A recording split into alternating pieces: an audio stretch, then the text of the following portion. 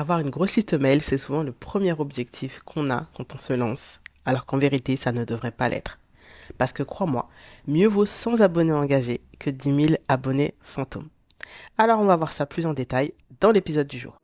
Bienvenue dans Mission Emailing, le podcast où on apprend à faire de l'email une arme secrète pour son business. Moi c'est Phyllis, consultante et formatrice en emailing. Après plusieurs années à travailler comme responsable communication et à accompagner des entrepreneurs, je me suis spécialisée dans un canal sous-estimé mais ultra puissant, l'emailing. Si tu veux des stratégies concrètes, des astuces simples à appliquer, des partages d'expériences et une bonne dose de motivation, tu es au bon endroit. Alors installe-toi bien et c'est parti pour l'épisode du jour. Et oui, j'ai appris ça à mes dépens au début quand je me suis lancée dans l'emailing. Je collectionnais les contacts sans jamais les convertir. Parce que quand j'ai commencé, mon objectif était simple, avoir le plus d'abonnés possible. Résultat, je me suis retrouvée avec une liste assez conséquente, mais remplie de gens qui n'ouvraient même pas mes emails. Alors je vais te partager aujourd'hui quelques actions pour pouvoir rectifier le tir et faire grossir ta liste mail, oui, mais avec des abonnés qualifiés. Alors la première action que tu peux faire, c'est d'en parler autour de toi et sur tous tes canaux de communication. Parce que je suppose que quand tu as lancé ton entreprise, tu t'es rué sur Instagram, j'en suis sûr, ou peut-être sur d'autres canaux de communication. Et l'objectif, c'est d'en parler là où tu es déjà présent. Pourquoi? Parce que chaque canal est une porte d'entrée vers ta liste. Ça peut être une story Instagram avec un lien direct d'inscription à ta liste mail, ou par exemple, tu peux publier un post sur un sujet en particulier où tu partages des conseils et des astuces et inviter à rejoindre ta liste mail pour avoir beaucoup plus de conseils beaucoup plus détaillés.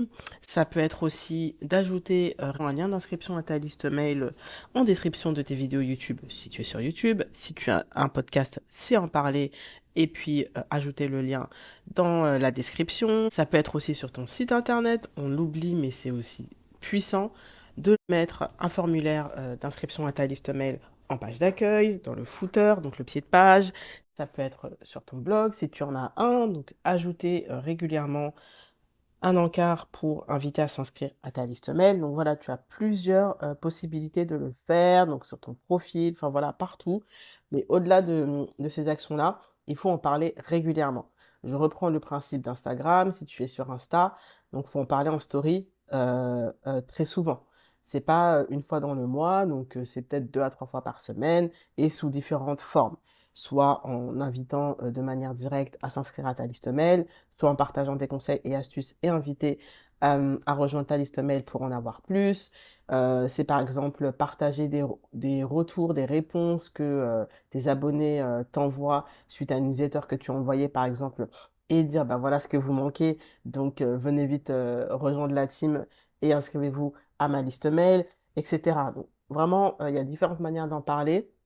L'objectif, c'est de montrer que tu as beaucoup plus à offrir sur ta liste mail. Et donc, autre action, c'est créer un lead magnet ou un freebie, ce que j'appelle la carotte. Et un peu le win-win, on va dire, parce que tout le monde est gagnant.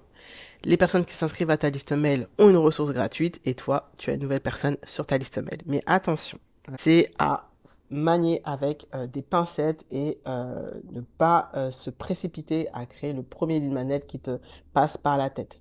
Ça suppose vraiment de bien travailler le contenu que tu as à offrir pour avoir des abonnés qualifiés. Je te partage mon expérience. Quand j'avais lancé ma liste mail, mon objectif, comme je le disais un peu plus tôt, c'était d'avoir le maximum de personnes sur ma liste. Grosse erreur, hein. Et en fait, je créais plein de lignes magnets sur différents sujets, mais qui n'étaient pas forcément pertinents, en fait. Sauf que, bien évidemment, j'avais des personnes qui téléchargeaient ce lead magnet et donc qui grossissaient ma liste mail, mais au final, ces personnes n'étaient pas qualifiées. Elles n'ouvraient peu ou pas du tout mes emails et quand je parlais de mes offres, eh ben, il y avait plus personne. Et donc, en fait, j'ai dû repartir de zéro, faire du ménage, supprimer toutes les personnes qui étaient vraiment des touristes et qui venaient que pour mes ressources gratuites. Et j'ai retravaillé mon lead magnet. L'objectif de ton lead magnet, c'est d'attirer tes abonnés qui sont susceptibles par la suite de devenir tes clients. C'est comme une espèce de dégustation, j'ai envie de dire. Ceux qui apprécient, ils en voudront encore, même plus, et donc, ben, Ils consommeront tes newsletters, les ouvriront, les cliqueront, etc., etc. Donc concrètement, comment t'y prendre? Bah, déjà, tout part de ton client, de ses besoins, de ses frustrations, tout le travail que tu as fait d'études sur ton client idéal, tu te bases sur ça. Ensuite, si tu as une offre, tu peux réfléchir à quel pourrait être le point d'entrée, le petit apéritif que tu pourrais proposer pour ensuite petit à petit diriger vers ton offre. Si tu n'as pas d'offre, peu importe, ça peut être sur la future offre que tu as en tête ou une problématique commune que tu aurais repérée concernant ton activité. Par exemple, je suis guide touristique, je peux faire un lead magnet pour bien préparer sa visite à l'étranger. Je suis un coach sportif. Je peux faire un lead magnet pour aider à bien manger sans perdre du temps à cuisiner. Donc voilà deux exemples de lead magnet qui ciblent une problématique bien précise et qui par la suite peut donner envie aux abonnés d'en savoir plus sur mes offres et d'acheter. Ce lead magnet, il doit être dans un format court. Les gens ont une attention de plus en plus réduite et plus c'est court et que ça va droit au but, mieux c'est. Et surtout, si c'est actionnable, alors là, c'est encore mieux. Donc, tu as différents types de formats courts à ta disposition. Tu as par exemple les checklists, donc avec plusieurs points. Tu as des templates, tu as aussi des guides. Alors là, il faut pas faire des guides de 50 pages, mais ça peut être des guides de 5 pages grand maximum avec 4-5 actions que tu présentes dans ce guide.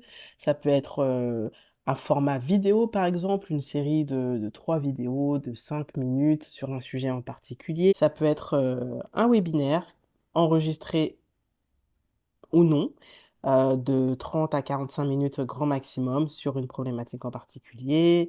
Ça peut être un challenge de 3 à 5 jours. Enfin, voilà, il y a plusieurs formats de lead magnet à ta disposition.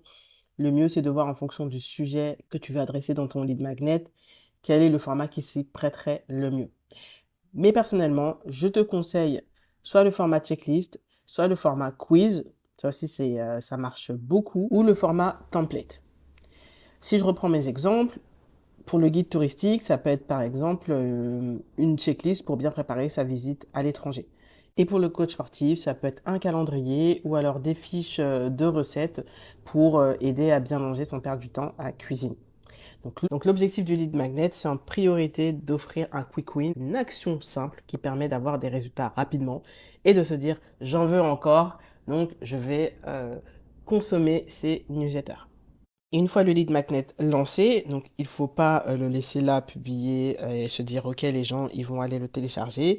C'est comme l'inscription à la liste mail, il faut en parler régulièrement. Et là vu que c'est un format beaucoup plus concret avec un sujet beaucoup plus précis, là on peut s'appuyer dessus pour créer du contenu autour, que ce soit sous format post, story, article de blog, de podcast, etc. Donc, faut en parler régulièrement, c'est le même exercice, et aussi analyser tes statistiques régulièrement. Donc, de voir s'il y a beaucoup de téléchargements ou pas, et auquel cas, ajuster tes actions. Il peut arriver que tu floppes avec un lead magnet, et ça arrive. Et là, il conviendra donc d'ajuster, de rectifier le tir et de se dire, ok, c'est peut-être le format qui va pas, c'est peut-être le contenu, etc. D'analyser, d'en tirer les leçons et de proposer un autre format pour voir si celui-ci, il fonctionne. Je parle par expérience. Au début, mes lead magnets, c'était des petits guides ou des checklists qui fonctionnaient, mais pas forcément de dingue. Et donc, j'ai décidé de changer. J'ai changé le format, j'ai décidé de faire un autre lead magnet qui était plus autour de proposer des idées pour sa newsletter. Et là, ça a cartonné. C'est mon lead magnet chouchou. C'est le lead magnet qui me rapporte le plus d'abonnés à date. Que j'en parle ou que j'en parle pas parce que je l'ai mis un peu partout sur mon profil, c'est celui qui me rapporte régulièrement chaque semaine des abonnés. Donc je ne vais pas le retirer pour l'instant. J'ai créé un autre lead magnet qui est un quiz, mais le premier, le number one, c'est celui sur les idées de newsletter. Donc voilà, mais ça, j'ai pas trouvé cette idée dès le début. Il m'a fallu des phases de test, d'optimisation, d'analyse, etc. pour arriver à cette idée-là. Autre action possible pour faire grossir ta liste mail, c'est de multiplier les opportunités. Donc là, c'est-à-dire d'aller toquer à la porte des gens ou alors accepter les invitations que l'on te fait, si bien sûr c'est en lien avec ton activité et puis ça peut aider tes propres abonnés. Donc là, je vais en citer quelques-uns. Ça peut être par exemple des partenariats, donc un croisement d'audience avec d'autres entrepreneurs qui soit sont dans le même secteur d'activité ou alors dans un secteur d'activité complémentaire. Je prends mon exemple, il m'est arrivé de faire des partenariats avec une personne qui est plus dans la publicité méta.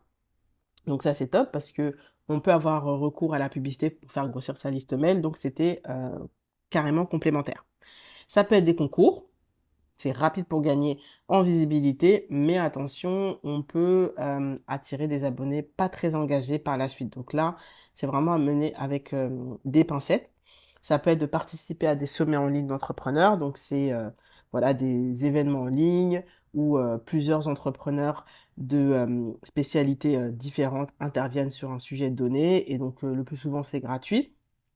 Selon les règles des sommets, tu as la possibilité d'offrir un lead magnet ou autre, et donc d'avoir des abonnés en plus.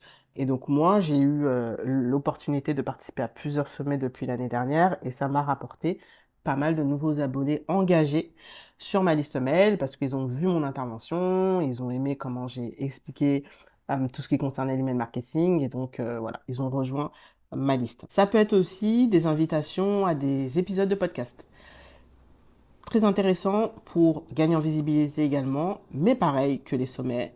Le plus souvent, les personnes qui t'invitent te proposent à la fin de l'épisode de partager les liens que tu estimes les plus pertinents. Donc là, charge à toi de donner les bons liens, donc l'inscription à ta liste mail ou une ressource gratuite ou etc. Et donc là aussi, ça peut te permettre de récolter de nouveaux abonnés. C'est aussi ce que j'ai eu l'occasion de faire grâce à certaines invitations que j'ai eues sur différents podcasts qui étaient toujours complémentaires à mon domaine d'activité. Et donc là aussi, nouveaux abonnés qualifiés, parce qu'il y en a quelques-uns qui sont devenus des clientes et qui m'ont dit, bah, je t'ai découvert suite à ton interview sur le podcast d'un tel, etc. Donc j'étais vraiment contente. Donc il y a cette action-là, et il y a aussi lors de masterclass. Alors ça, c'est vraiment selon aussi les personnes qui t'invitent. Il y a des entrepreneurs qui ont des programmes en ligne, et dans les programmes, ils font des masterclass invités sur des thématiques spécifiques. Et là aussi, au-delà de la masterclass que tu animes, tu as la possibilité de donner des liens complémentaires. Et ça encore, c'est selon les entrepreneurs. Moi, en tout cas, les entrepreneurs qui m'ont invité m'ont donné la possibilité de le faire. Et donc là aussi, j'ai pu mettre des liens vers mes lead magnets et recueillir des abonnés qualifiés. Donc voilà des opportunités sur lesquelles tu peux t'appuyer pour faire grossir ta liste mail. Et là, tu as plus de chances d'avoir des abonnés qualifiés et engagés. Autre action, c'est la publicité. Alors là, c'est un moyen d'augmenter, mais de manière exponentielle, ta liste mail, parce que c'est vraiment arrivé en masse, quoi. Mais ça nécessite de ne pas se lancer la tête baissée. Il faut d'abord te former, parce qu'il y a de l'argent derrière qui est dépensé. Et donc, voilà, il y a certaines caractéristiques, paramètres à connaître et à mettre en place pour recueillir des abonnés qualifiés, mais aussi ne pas perdre trop d'argent. Donc la publicité aussi, c'est un moyen, mais je te conseille fortement de te former avant. Voilà. Maintenant, tu as plusieurs leviers à actionner pour faire grossir ta liste mail. Créer un lead magnet bien ciblé, communiquer régulièrement sur tes canaux de communication, mettre en place des collaborations intelligentes, donc avec des entrepreneurs qui ont un domaine d'activité complémentaire au tien ou alors similaire. Mais surtout, privilégier la qualité à la quantité. Il vaut mieux avoir une liste mail engagée plutôt qu'une foule silencieuse. Si tu as envie d'aller plus loin, je t'invite à filer dans les ressources. Il y a pas mal de liens que je t'ai mis pour pouvoir t'aider à faire grossir ta liste mail. Et si cet épisode t'a plu, pense à me laisser un avis, à t'abonner au podcast et à me mettre 5 étoiles. Ça m'aide énormément et ça me permettra de continuer à te proposer du contenu hyper concret. Merci d'avoir écouté et à très vite dans le prochain épisode.